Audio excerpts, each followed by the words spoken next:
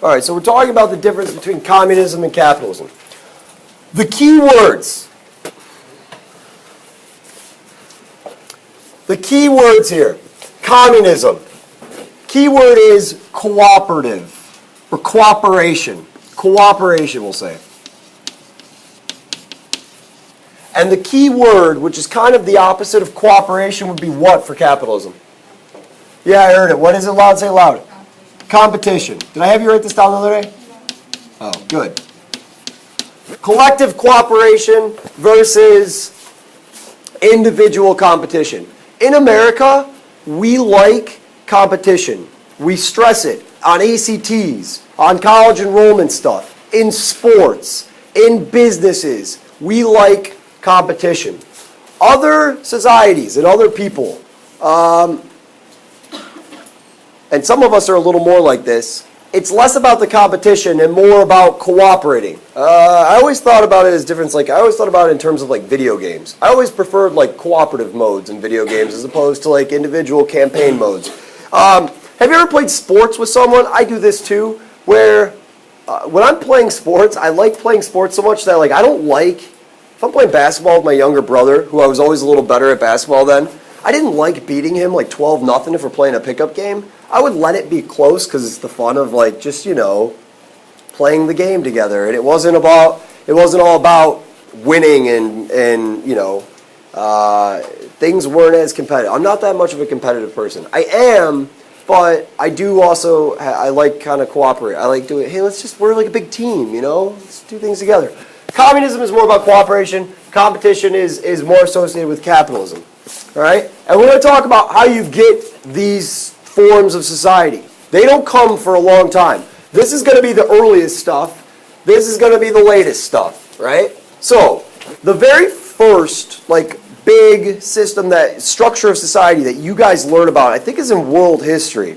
And it has to do with the Middle Ages or the medieval times in Europe. The medieval Europe. Does anyone know how they structured their society? It's a system. Yeah, it was feudalism. Is fiefdom similar? I don't know what fiefdom is. Same thing? So feudalism is what we're going to call it. Feudalism. And from my understanding about feudalism is you have some monarchs or kings or rulers. They give land to the nobility, right? So they give land to the nobility. And then the people that work on the noble's land, they're called serfs, right? They work the land and they don't own the land, but they're allowed to live there and take a little bit of the food and sell a little extra for profit. But for the most part, it's this feudal society. This is like medieval Europe. The second system that evolves over several hundred years, and it really starts with the exploration of like the New World and new colonies, is what we call mercantilism, or sometimes pronounced mercantilism. Have we talked about this at all? I think we did a little bit. This is a society based on like trade and countries trying to gain power by finding new resources. How do you get new resources if you run out on your own? Explore, yeah, you make colonies, you conquer people. Mercantilism or mercantilism. And this is going to be around, most of colonial America is under this influence that the whole idea of our colonies, the 13 colonies, was to make Great Britain richer. Like it was to increase the wealth of the mother nation. And then there's a process that starts taking underway. It happens in the early 1800s in Great Britain. And by the 1850s, it happens in the United States.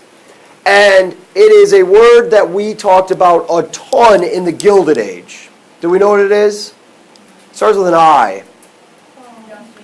Industrialization. Spot on. Good. And what industrialization did is it promoted this new type of system called industrial capitalism. Industrial capitalism. This is what we embrace today. We love this stuff today. Well, if you're a business owner and you're doing well, you like this stuff today. And this happens, this in the USA, right? This is the USA, and it begins to take hold during the Gilded Age. Begins to take hold in the Gilded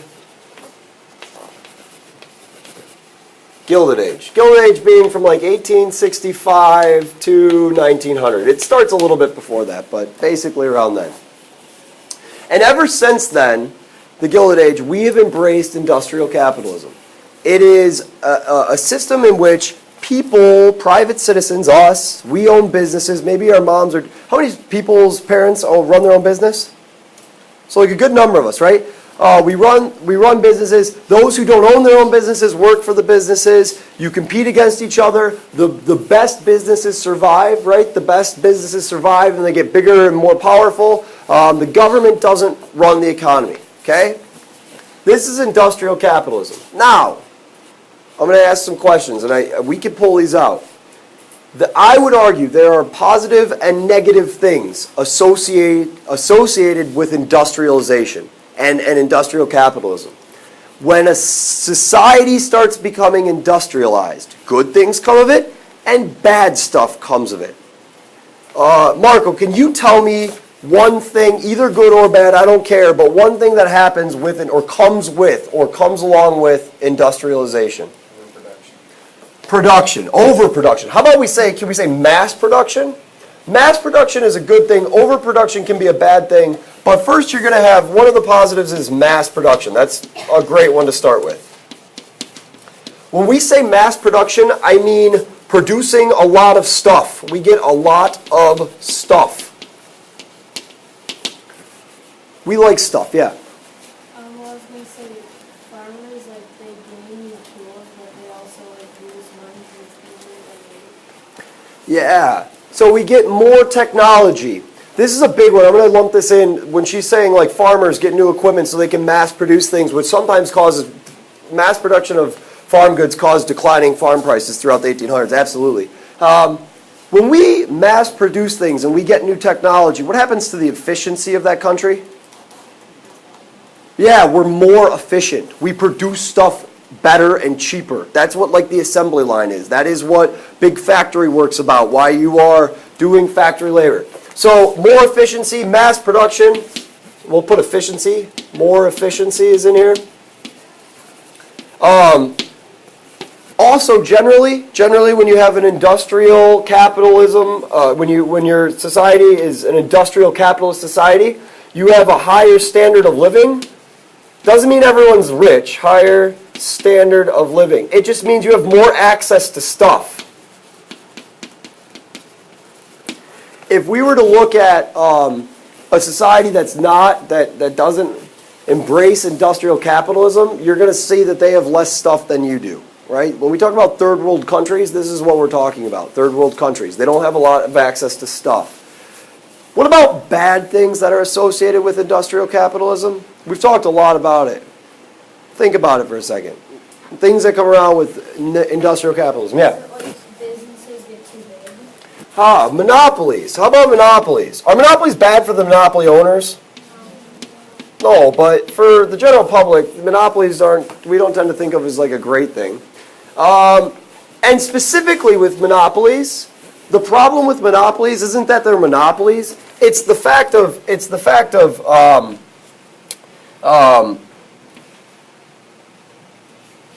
what we call income inequality. Income inequality. Income inequality. Can someone raise your hand and tell me what I mean by income inequality?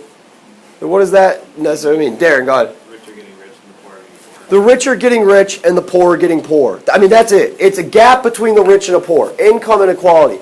When you have an industrial capitalist society, usually you have a business that does well, and it gets bigger and bigger and bigger, and it squeezes all of the other little businesses out, and you get a really, really rich few, and you get a relatively poor, large majority of the population. Doesn't mean everyone's poor, but you have a lot of income inequality. What else? What about, like, working conditions? How could we say, what would be like a working conditions thing that would be worse after industrialization comes to America or takes hold in America? Child labor. That's a fine one. Child labor. What'd you say? Yeah, lower wages. There are, but they're being filled by relatively low-wage workers. So it is, you do have jobs, but like, you know, I could say like, well, it's good that I have a job, but if you get paid $3 a day to make, yeah, it doesn't help you necessarily. Some, yeah, but not It's not great for you. It doesn't mean life's great. How about working conditions, like as far as like dangerous, more or less dangerous? Yeah, like more dangerous. It's more dangerous working conditions. All this stuff would be part of the negative. Also, you get like crowded cities. People move to cities. When you have industrialization, everyone's got to work around these. You got to live around these big factory plants so you can get there. You get crime, pollution. You get environmental problems. I can tell you one thing. Before industrialization came to the United States, no one talked about like deforestation or cutting down too many trees or murdering too many buffalo or the fact that we're drilling for oil and we might spill oil into the environment. Or how about the fact now, what's the big thing with cars? Yeah, how about carbon emissions, greenhouse gases? With no industrialization, you're not going to have these problems in America. These, and more, there's others, this is not a complete list, but these caused people to start, do I need to shut the door? Is it real distracting out there? These things caused people to start writing and talking about maybe this isn't the best way. And it happens mainly in the 18th, the biggest guy that we attribute to this is a German dude in the 1840s. Anyone raise your hand and tell me this German guy's name in the 1840s that's thinking of another way to structure society that might be better? Do you know it, Mike? You had it? You know it? Karl Marx. It's Karl Marx. Have you heard of this guy's name, Karl Marx? Have you heard it? I figured a lot of you would. Karl Marx. M-A-R-X. Karl with a K. It's a German spelling of Karl. Karl Marx. And here's what Karl Marx says. And it actually is a pretty forward-thinking philosophy. And he's writing about this in the 1840s. So keep in mind, this is like 170 years ago. He said that eventually, if you let that system, hear me out, if you let that system play out, industrial capitalism, and the rich just get richer and richer and richer and richer, and more people are getting poorer, eventually those people on the bottom, they realize something. They realize their life sucks.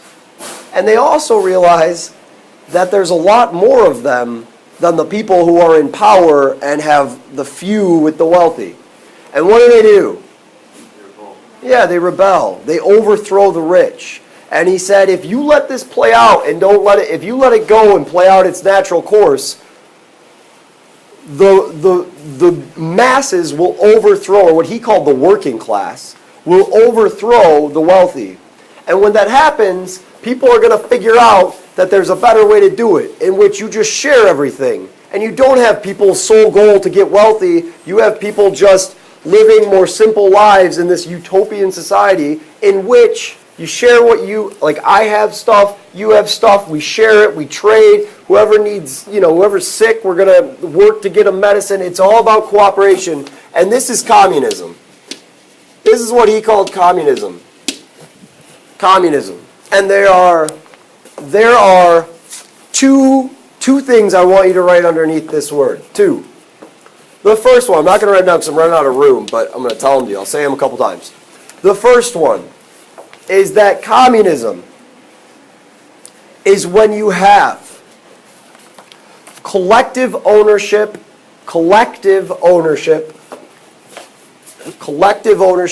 of all aspects of society. Collective ownership of all aspects of society. Say it one more time.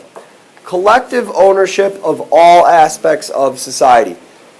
No one owns property. You don't own the land. Like, this isn't my house and my plot of land. Yes, I own a house, but I don't own the land. You live off the land together.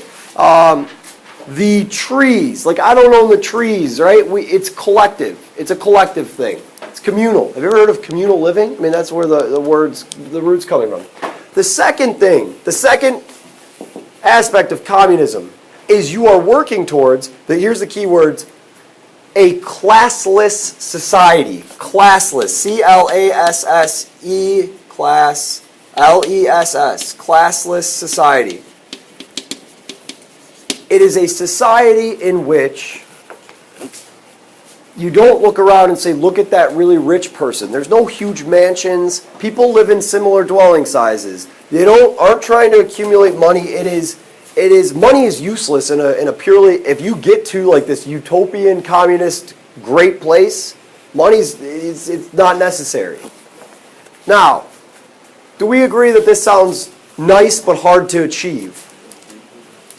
I would say there's only one, it's not even a country, but one group of people who I can think of that got real close or really, really embraced this. And the Soviet Union, we're going to talk about how they started to embrace communism and they're working towards it. They did not get to a classless society in the Soviet Union, nor is it that way today. But there's one group of people that I would say pretty darn near close were there. Anyone know what I'm talking about? Yeah. How so? Oh, the Koreans. No, they are, that's a good guess. They are, they would say they're going towards that, but it's not. They call themselves communists, but they are not communists. That's like those people that claim they're like nice moral people that are like the meanest people in the world. They are, I would say, false communists. But we'll talk more about them actually in a couple days. It's a people that are still around in the United States today. Like, you know? It's Native Americans. Think about it. Native Americans. If you go to like most points, even still today, if you go to a Native American reservation, or if you're talking about early Native Americans, the chief of most tribes lived in the same type of dwellings as even the lowest person on the totem pole. They didn't have these like class distinctions. There weren't like, you know, here's the wealthy Native American part of the village and here's the low part. And they shared responsibilities. Some men hunted, right? Some were priests. Some women wove baskets. They worked together. They shared their resources. They didn't have this desire to have a bunch of stuff, right? That wasn't the main goal of Native American. It was to live off the land, to sustain themselves. And if white folks didn't come and change that course of history for them, I would argue they'd still be living pretty comfortably in their sort of communist societies, right? I mean, that's what I think of when I think of communism, is this like classless society in which it's collective ownership. Native Americans didn't see the land as something they owned, right? You lived off of it, and it was something that they didn't own. European ancestors are the ones that have this image, like this thought in their brain, like you own stuff. You own stuff. And we've taken that idea of ownership and we've probably expanded it beyond what most people thought, or what most people in these times thought. So here's what I want you to see. Communism is what you're working towards. You may have heard the term socialism before. They're pretty interchangeable, right? If you get really deep into it, socialism is the process of getting to communism. Most people never reach communism or communist utopian society. Socialism is when the working class, in a socialist society, it's when the working class has overthrown the rich and someone from the working class is in charge trying to transform the society into a communist society. The problem with this, the reason why we talk about this like it's a dirty word in the United States, is because we associate socialism and communism as those people are advocating the overthrow of the government. And is that necessarily a good thing? No, it's instability, it's violence, it's terror, and so that's why we've always seen those people as, radicals. Karl Marx, does anyone know what event he looks to and says, like, look at this is socialism and working towards communism. Here it is in history. It happened about 40 years before he's writing about this stuff. It's the French Revolution. He says this is the working class overthrowing the ruling class. And if you know anything about, you guys learned a little bit about the French Revolution and world history. A lot of people being beheaded and going to the guillotines, and it's pretty violent. Not the most peachy place to live in 1810 in France. So this is the struggle. Here's the other thing. Here's why they're also incompatible. If you do this, businesses, the definition of a successful business is one that sells crap or stuff, right? If you're going to be a successful business, you have to sell whatever it is. If it's a service, great. Give the most massages if you run a massage parlor, or sell the most iPhones if you make iPhones. If countries are embracing communism, they're not buyers of mass amounts of stuff. So you lose opportunities for your businesses to sell them that kind of stuff. That's not a good thing for America's economy. And why is America really worried about its economy after World War II? They're just coming out of, yeah. I mean, so this is the competing theories. Don't let communism spread because it's not compatible and it's dangerous. And usually if a society's turning communist, we're thinking it's instability, it's some type of ruling leader who's sometimes ruthless. Like if you guys know anything about Joseph Stalin, he murdered a lot of people because he said, if you don't believe in this, well, then you can just die. I mean, it's like this was scary to us. But really, the idea of communism isn't all that scary. It's kind of nice and fluffy and storybook-like. Like we all just share stuff and we're really nice to each other and cooperate. That's the basis of the Cold War. We want to make sure we have stability and places to sell our crap. And the Soviet Union really truly believes, most people, not all people, but a lot of people in communist countries believe that this is a better way, right? That socialism and communism is a better way than industrial capitalism. Questions? None? Yeah. And like communism, like what if something goes wrong and who's in charge? That's the problem. So Haley's question is, in communism, what if something goes wrong or the person who's like leading the country towards this like dies? What happens? Well, the problem is with socialist countries, you're more apt to have one ruler who can become corrupt and derail this whole transition. So like technically, North Korea is a what we would call it communist, but it's a socialist country in which the government is doing everything. They're deciding how the resources are being divided up and who gets what and what hairstyles you can wear and what jobs you can have and what all this stuff.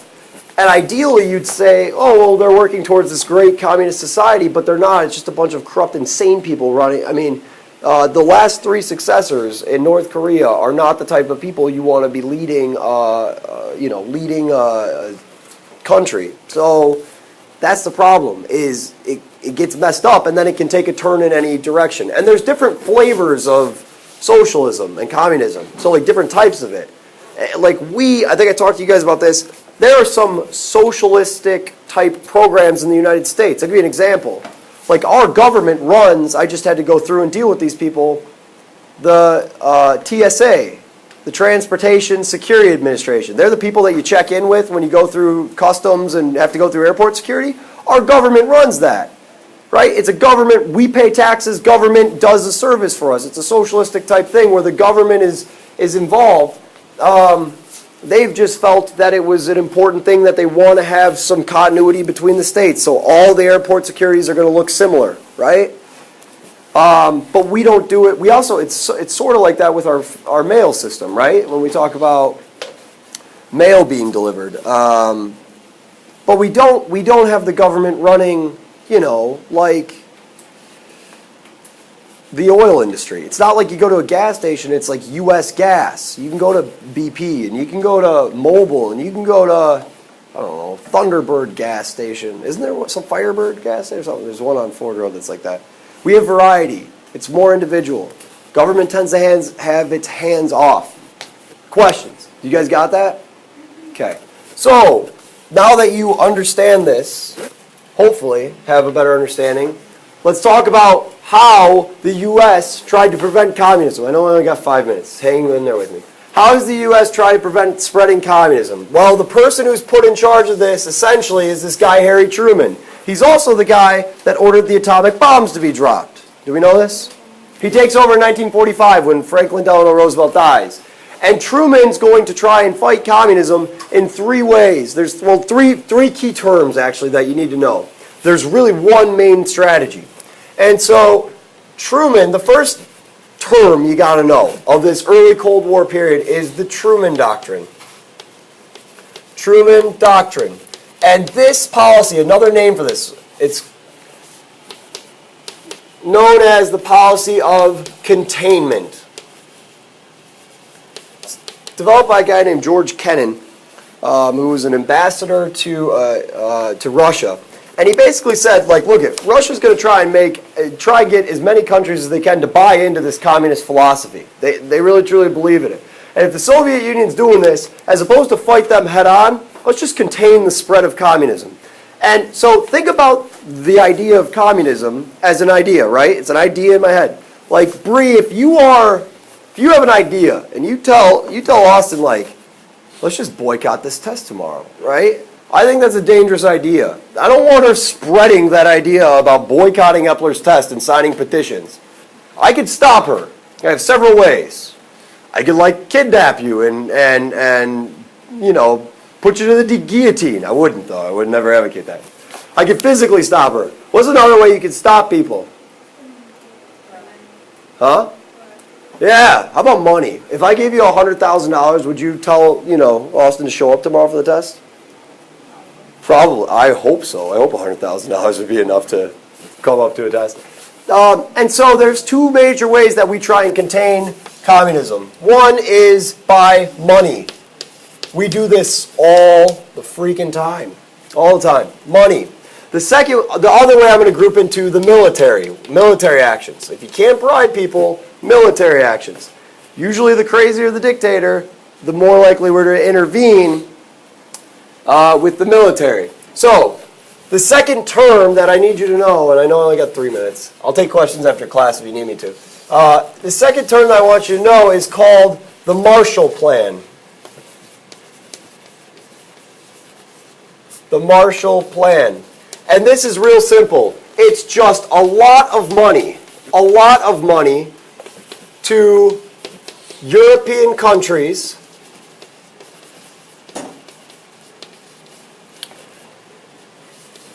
to help rebuild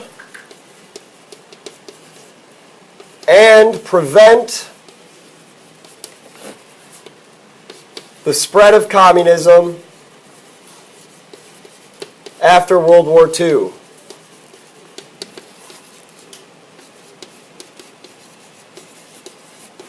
So money to European countries to help rebuild and prevent this. Excuse this announcement. Just a couple of quick ones. The following Hang on. students, please Keep see writing. me tomorrow morning when you come to school. Brendan Aquino, Shannon Flory, and Ian Kosek. You three are the ones who were selected out of the hat for the job working with the lockers this summer. So please see me by tomorrow. Also, Father Beachill would like everyone to know that he will be saying Mass in the chapel here at Divine Child at 4 o'clock today. So all students and faculty and anyone else are welcome to attend at 2:40 in the chapel. Thank you. And so here's the thing. Marshall Plan. We gave $12 billion to Europe, money, to not embrace communism after World War II. I wanted to show you guys a map. I would like to show you a map. Yeah. What about the United Nations? All you need to know is that it was created after World War II. It was created after World War II. It's a peacekeeping organization. I don't think it shows up really much on the test at all, to tell you the truth. Yeah. Is this on the test? This stuff is. Yeah. Have you ever tried running back and forth with that? Yeah, it doesn't quite find it. It's close. What do we know about jazz and Louis Armstrong? Just that was an influence. That jazz. Yeah, jazz.